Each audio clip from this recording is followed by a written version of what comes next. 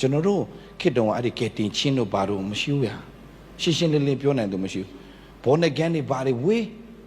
ဘောနကန်လို့ပြောရင်တော့မဘောနကန်အဖွဲတွေဟုတ်တယ်ငါတို့ရွာထဲပေးမဝင်နေတဲ့ဘာဘူးတကယ်ပြောလို့ကြားဘူးလားမသိဘူးဘောနကန်တွေဆိုတာကြားဘူးလားဘောနကန်ဆိုရင်ပေးမဝင်နေဘောနကန်ဟုတ်တယ်နော်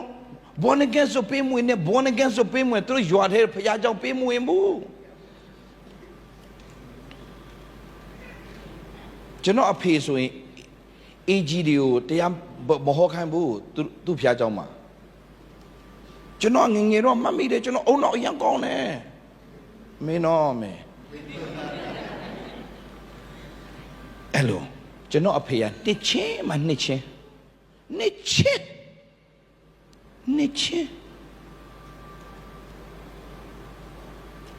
ကျွန်တော်ငငယ်လေးပဲရှိတယ်ပပဟာလေလုယာဆိုတာဘာလဲသွားမေးတာနှစ်ချင်းမှတစ်ချင်းအဖေရလေဟာလေလုယာဟာလေလုယာပေါ်တာရဲ့တဲ့တိတ်မစင်စားနဲ့တဲ့ဘယ်လောက်ဝမ်းနေကြကောင်းလဲအဲ့ဒါအတင်းတော်ရဲ့လူကြီးတင်းအုပ်ကိုပြန်အုပ်ထားတဲ့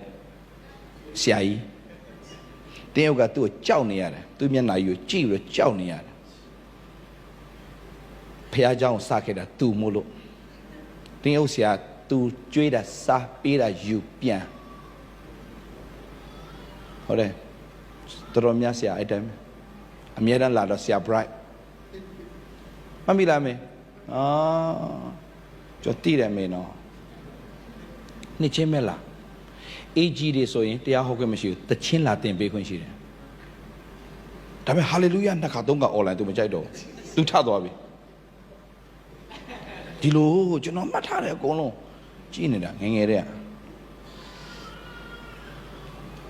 ဖះခင်လည်းအဲ့ဒါတွေကကျွန်တော်အလကားပေးမြင်တာမဟုတ်ဘူးတရားဟောထဲမှာပြန်ထည့်ဖို့မှတ်ညာအကုန်ကျွန်တော်မှတ်မိတယ်နော်အကုန်မှတ်မိတယ်အဲ့တော့ကျွန်တော်တို့ချင်းဆိုတာအရန်တွေ့ရခဲတယ်လေ